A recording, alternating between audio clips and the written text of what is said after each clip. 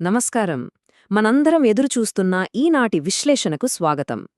ఈరోజు మనం ఒక అద్భుతమైన ప్రయాణం చేయబోతున్నాం.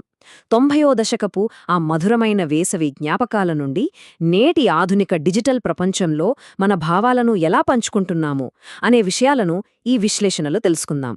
సో, ఏమాత్రం ఆలస్యం చేయకుండా వెంటనే మొదలుపెట్టేద్దాం. చివరి స్కూల్ బెల్ మోగగానే ప్రపంచాన్ని జయించినంత ఆనందంతో స్కూల్ గేటు దాటి బయటికి రావడం. హబ్బా! వింటుంటేనే ఆనాటి స్వేచ్ఛ, ఆ స్వచ్ఛమైన ఆనందం కళ్లముందు మెదులుతున్నాయి కదా. ఎలాంటి బరువు బాధ్యతలు లేకుండా కేవలం ఆ క్షణాన్ని మాత్రమే ఎంజాయ్ చేసిన ఆ రోజులు నిజంగా అమూల్యమైనవి. ఇక మన మొదటి భాగం 90ల నాటి అద్భుతమైన వేసవి, మన మూలాల్లోకి ఒక ప్రయాణం. ఏప్రిల్ నెల క్యాలెండర్లో కనిపించగానే మనందరికీ వచ్చే ఒకే ఒక్క ఆలోచన వేసవి సెలవులు. అప్పట్లో స్మార్ట్ఫోన్లు లేదు, వైఫై అస్సలే లేదు. ఆ సెలవులన్నీ పూర్తిగా ఆరుబయట చేసే అద్భుతమైన ఆఫ్లైన్ సాహసాలే. ఆ చివరి పరీక్ష బెల్ మోగడం, ఆ వెంటనే ఊరికి వెళ్లే ఎర్ర బస్సులో కిటికీ సీటు కోసం అన్నదెమ్ములు అక్కచెల్లెళ్ల మధ్య జరిగే ఆ చిన్నపాటి యుద్ధం, పచ్చని పొలాలు దాటుకుంటూ వెళ్లి చివరికి అమ్మమ్మ తాతయ్యల స్వచ్ఛమైన ప్రేమను ఆస్వాదించడానికి ఆ పల్లెటూరు చేరుకోవడం, అదంతా ఎప్పటికీ మనసులో నిలిచిపోయే ఒక తీయని ప్రయాణం. ఇప్పుడు రెండవ భాగం చూద్దాం. చిన్ననాటి ఆటలు, ఆనందాలు. అవేనండి మన 90ల నాటి మధురానుభూతులు. ఆ ఫోన్లు లేని కాలంలో పల్లెటూరి జీవితం మనకు పంచిన అనుభూతులు అన్నీ ఇన్నీ కావు.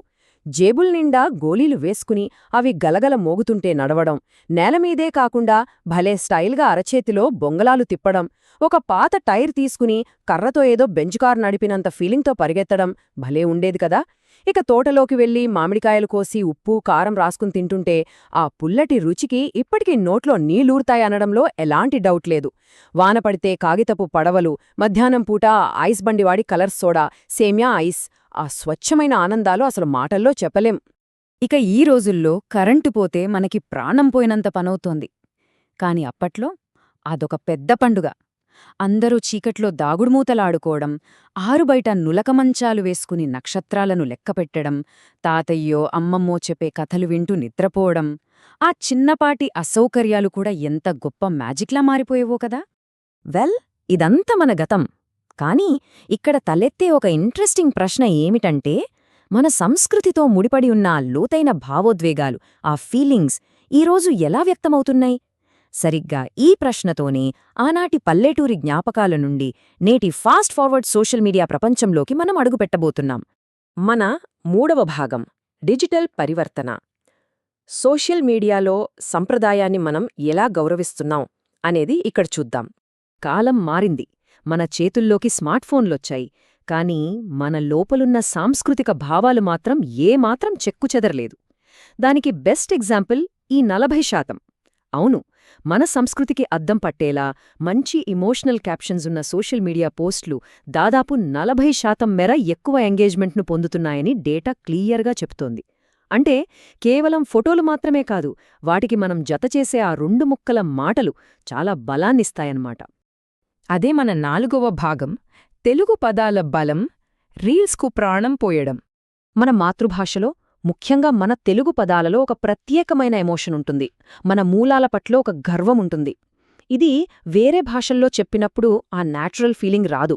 అందుకే తెలుగు పదాలు నిశ్శబ్ద చిత్రాలను, తరాలను దాటే వెచ్చని సజీవ జ్ఞాపకాలుగా మారుస్తాయి. సోషల్ మీడియాలో కేవలం ఒక ఫోటో పెడితే అది డ్రైగా అనిపించవచ్చు. కానీ దానికి మన సొంత భాషలో ఒక అందమైన క్యాప్షన్ యాడ్ చేస్తే ఆధునికతకు మన సంప్రదాయం తోడే ఆ పోస్ట్కి అక్షరాల ప్రాణమొస్తుంది. ఇక 5వ భాగం ప్రతి భావోద్వేగానికి తగిన క్యాప్షన్లు. ఇదే మన ఆధునిక సాంస్కృతిక పదజాలం. నేటి మన గుర్తింపును ప్రతిబింబించే ఎగ్జాంపుల్స్ ఎన్నో ఉన్నాయి. ఒకసారి ప్రేమ గురించి ఆలోచించండి. ప్రేమ నా హృదయానికి మృదువుగా, నిర్భయంగా ఉండటం నేర్పుతుంది. ఎంత బావుందో గదా వినడానికి. మనస్సుకు ఎంతో హాయిగా అనిపిస్తుంది.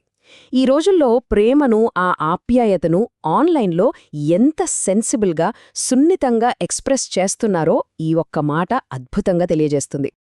అలాగే యాటిట్యూడ్ విషయానికొస్తే, నేను నా ఆత్మవిశ్వాసాన్ని నిశ్శబ్దంగా మోస్తాను మరియు దానిని హుందాగా ప్రదర్శిస్తాను. బ్యూటిఫుల్. ఆత్మగౌరవం, స్టైల్, అలాగే ఒక ప్రశాంతమైన బలాన్ని నేటి యువత ఎలా చూపిస్తుందో ఇది స్పష్టంగా చెప్తుంది. ఇక్కడ యాటిట్యూడ్ అంటే అహంకారం కాదు సుమా, అదొక సాలిడ్ కాన్ఫిడెన్స్ అని అర్థం. రైట్. కొన్నిసార్లు మరీ పెద్ద పెద్ద వాక్యాలు కూడా అవసరం లేదు. చిన్న పదాలు, ఈరోజు పెద్ద మూడ్, ఇన్‌స్టాగ్రామ్ రీల్స్, ఫాస్ట్‌గా సాగిపోయే రోజువారీ స్టోరీలకు ఇలాంటి షార్ట్ అండ్ స్వీట్ క్యాప్షన్లు పర్ఫెక్ట్‌గా సింక్ అవుతాయి. ఇవి చదివేవారికి ఇట్టే ఒక చిరునవ్వును తెప్పిస్తాయి. సో మనమిప్పుడు ఈ విశ్లేషణ చివరికి వచ్చేశాం. గతాన్ని, వర్తమానాన్ని ఒకసారి పక్కపక్కన పెట్టి చూద్దామా? అప్పుడు నక్షత్రాల కింద నులక మంచాలపై కథలు పంచుకునేవాళ్లం. ఇప్పుడు రీల్స్ మరియు మనస్ఫూర్తిగా రాసే క్యాప్షన్ల ద్వారా అదే కథలను పంచుకుంటున్నాం. సింపుల్గా చెప్పాలంటే టెక్నాలజీ మారింది, ప్లాట్ఫామ్స్ మారాయి, కానీ మన భావాలని ఇతరులతో పంచుకోవాలనే ఆ కనెక్టివిటీ, ఆ లోతైన సాంస్కృతిక అవసరం ఎప్పటికీ అలానే ఉంటుంది. ఇక ఈనాటి విశ్లేషణను ముగించే ముందు మీకందరికీ ఒక చిన్న ఆలోచన వదిలేస్తున్నాను. భావాలు ఎప్పటికీ నిలిచి ఉంటాయి, కాని రేపటి మన జ్ఞాపకాలకు ఎలాంటి క్యాప్షన్ ఉండబోతోంది? నిజమే కదా? ఈరోజు మనం సోషల్ మీడియాలో వ్యక్తపరుస్తున్న ఈ డిజిటల్ అనుభూతులే రేపటి తరానికి క్యూట్ చిన్ననాటి జ్ఞాపకాలుగా మారబోతున్నాయి. సో ఈ ఇంట్రెస్టింగ్ థాట్తో ఈ విశ్లేషణలు ఇక్కడితో ముగిస్తున్నాను. వానకాలపు కాగితపు పడవల నుండి నేటి ఇన్స్టా క్యాప్షన్ల దాకా సాగిన ఈ జర్నీ మనందరికీ మంచి నొస్టాల్జిక్ ఫీల్ ఇచ్చిందని ఆశిస్తున్నాను. మళ్ళీ మరొక ఆసక్తికరమైన అంశంతో కలుద్దాం. అంతవరకు సెలవు.